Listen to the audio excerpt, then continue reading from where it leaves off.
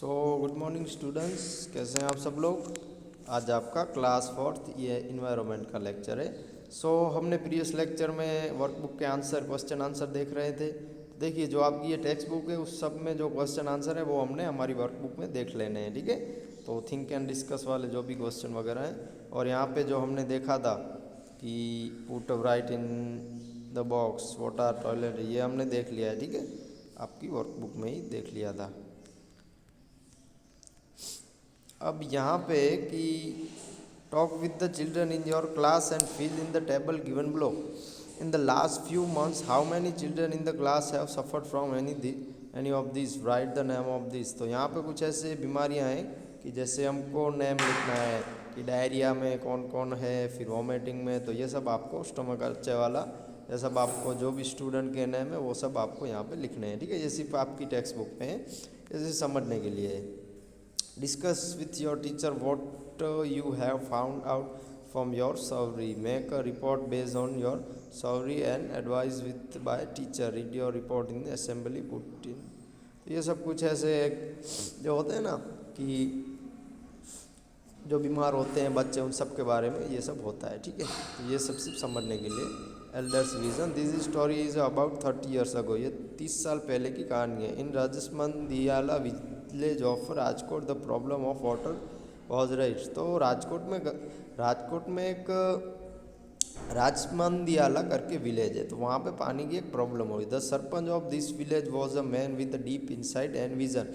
तो वहाँ का जो सरपंच था उसमें बहुत सारे ऐसा दूरदृष्टि थी कि वो कुछ भी ऐसे प्रॉब्लम वाले समय में कुछ अच्छा निर्णय लेते हैं। एट दैट टाइम ही connected district rural development agencies and request them to build a check dam. तो उन्होंने क्या किया कि डिस्ट्रिक्ट की जो रूरल डेवलपमेंट एजेंसी होती है तो उनको रिक्वेस्ट किया कि हमारे गांव में आप डैम बनाइए। In 1985, Rural Development Agency built 45 check dams in 100 sorry in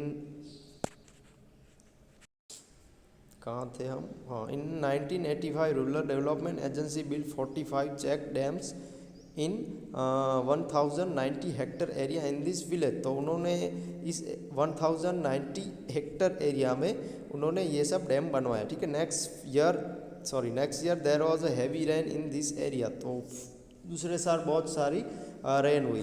so all check dams got fill with water. तो जितने भी चेक डैम थे वो सब पानी से भर गए। The level of water rise up about 50 metre deep water level was available to the people. तो वहाँ पे 50 मीटर तक पानी भी भर गया। In 2002 there was a drought. However, because of a vision of the people of this village, they did not have any trouble. तो 2002 में क्या हुआ कि वो दुक्काड़ कहते हैं ना, पानी की जो तंगी आ जाती थी, ये प्रॉब्लम हुई, बट इन्होंने जो डैम वगैरह बनाए थे तो इनको कोई ज़्यादा दिक्कत नहीं हुई, ये पानी उनको काम आ गया। That years also people were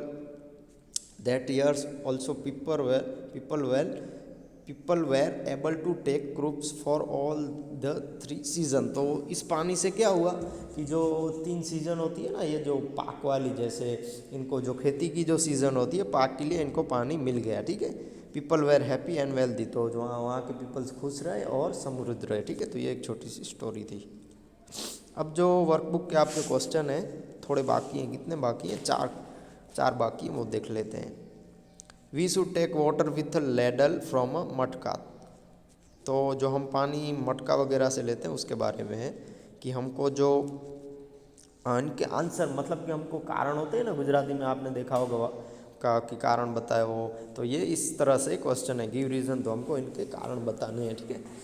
तो मटका में से हम पानी लेते हैं तो वो लेडल का यूज़ क्यों करते हैं, मतलब कि वो जो होता है ना कि जिसे हम ग्लास कहते हैं, बड़ा वाला। If water is taken with a glass from a matka, our fingers also get wet when we immerse the glass or jug in the water.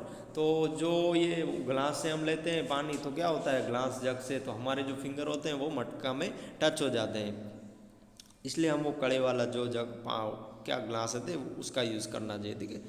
The grime and dust of our fingers and it's our nails gets into the water and contaminates it. तो क्या होता है कि जो हमारे हाथों में कुछ ऐसे डस्ट है, जो हमारे नाखून में कुछ ऐसे गंदगी है, वो पानी में चली जाती है। Moreover the glass can be use or dirty so it will make the water also dirty. तो क्या होता है कि पानी का जो हमने ग्लास को भी ख़राब कर लिया और जो पानी भी ख़राब हो जाता है।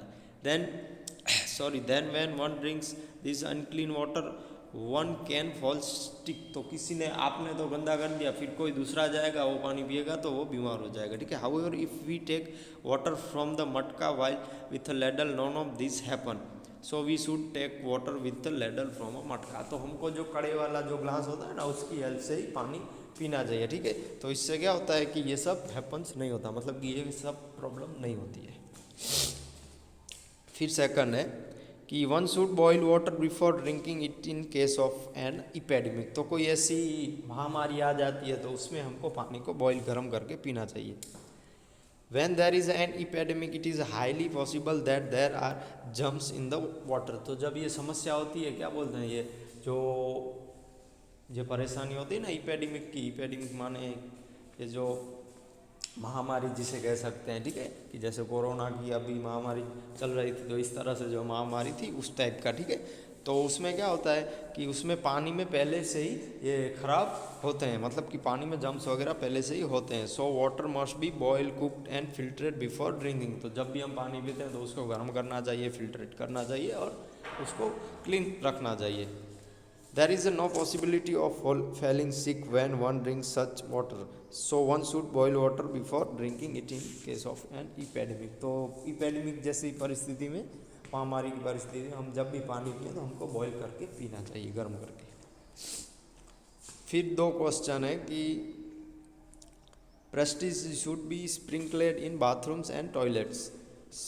Sprinkling Prestige kills the disease, kills the germs. This keeps bathrooms and toilets germ free. So pesticides should be sprinkled in bathrooms and toilet। तो जो हम टॉयलेट और बाथरूम में वो फिनाइल वगैरह ये सब यूज़ करते हैं ना, तो उसके बारे में कि जो बाथरूम में आप फिनाइल वगैरह वो यूज़ करते हैं तो इससे क्या होता है कि वो जम्स वगैरह मर जाते हैं, ठीक है। तो इससे बाथरूम में टॉयलेट वो क्लीन रहते हैं।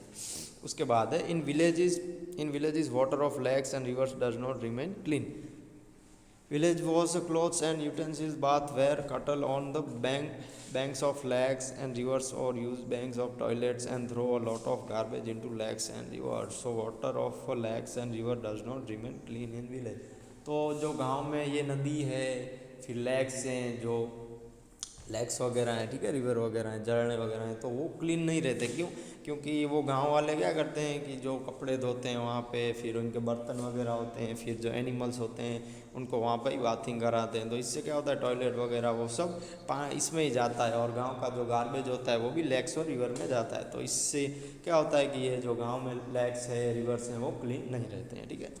तो आपका होमवर्क आज का यही है कि ये 4 क्वेश्चन आपको आपकी वर्कबुक में लिख लेने, 4 जो हमने रीज़न अभी देखे, तो ये आप आपकी वर्कबुक में कंप्लीट कीजिए। और आगे का जो चैप्टर है हमारा, ये चैप्टर टेक्स्ट बुक में तो कंप्लीट हो गया है, तो हम नेक्स्ट लेक्चर में न्यू चैप्टर स्टार्ट करेंगे और इस चैप्टर के जो OMR टाइप के क्वेश्चन हैं, फिर फिलिंग द ब्लैंक्स हैं, ट्रू फॉल्स हैं, ये सब हम नेक्स्ट लेक्चर में आपको होमवर्क में दे देंगे, ठीक है। तो आप ये आज के होमवर्क में 4 क्वेश्चन कंप्लीट कीजिए। Thank you.